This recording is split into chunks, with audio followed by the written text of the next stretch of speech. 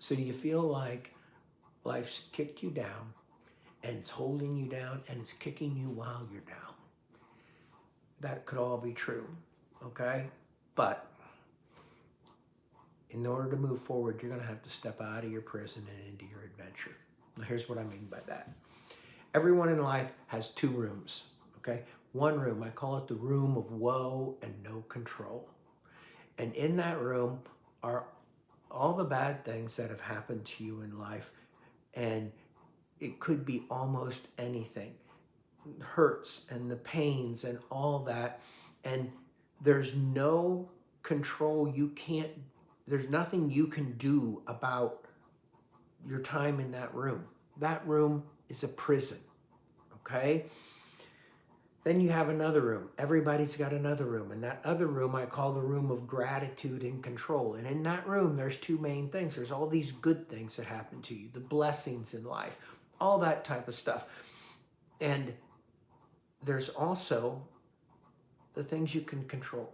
They're all in that room. Now, you can't pretend that everybody's rooms are equally full. That's just not true. Some people, their room of woe is packed. They've had a rough life. And their room of blessing is pretty sparsely decorated, okay? And for other people, the exact opposite is the truth. But the thing is, what's true, more true than any of those other things, is that it doesn't make nearly as much difference how full each of those rooms are. What makes the biggest difference is which room you spend your life in, okay? Because that room of gratitude and control, that also has a back door to it. Excuse me. And so when you're in that room, all right, you're focused on the blessings that you've had in your life, the good things that have happened, all those types of things. And you also are focused on the things you can control, the choices you make, the words you say, the actions you take, the dreams you dream, all those types of things.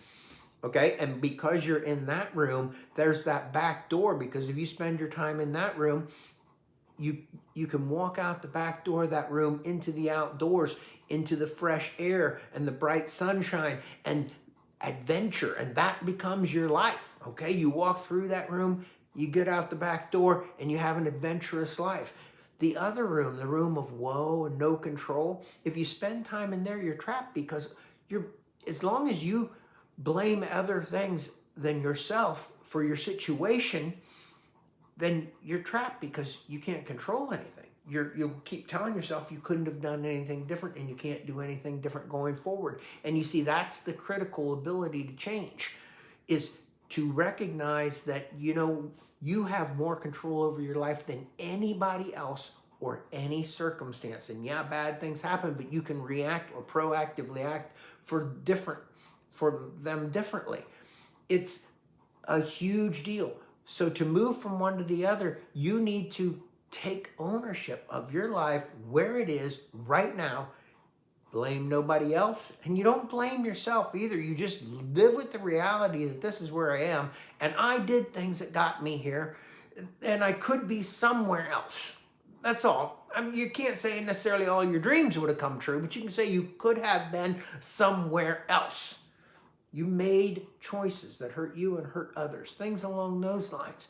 Okay, so every day, Jesus said that to follow him every day, you pick up your cross daily and follow him. Okay, so every day you got to choose which one of these rooms you're going to be in, sometimes multiple times during the day. You have to make that choice, and then you move from one room to the other. And where you spend your time will determine your future. So, quick checklist. This is what you need to do. 1, acknowledge your past without living in it. Put a name on those things. You can acknowledge all the things that are in that room of woe. You can name them. You can choose to not let them determine your future. You can choose, you can say, I own my future, and I will think differently, I will be differently, I will act differently, if that's what you want to do, okay? So then you own the reality fully. It's you who owned it. Once you own the reality of where you are, then start making a list of the things you're thankful for. Start every day by being thankful for things. And then you identify your dream. Look down the road and you identify that dream, and then what today can I do to move a step closer to that dream? And you start focusing on the things you can control. You can control what you say. You can control what you do. You can control what you think. You can control when you get out of bed, when you go to bed. You can control all those things, the stuff you put in your body, the exercise. There's tons of stuff you can control, and you're going to have to do that. Okay? So I know this isn't easy. I know it may be not really what a whole lot of people want to hear, but this is a decision that will define your future. Which room are you going to live in? So this video just scratches the surface. The lesson plan, you need to read the lesson plan for this and go over it closely. Go to the workbook and get that done. But remember, there's 2 rooms in life.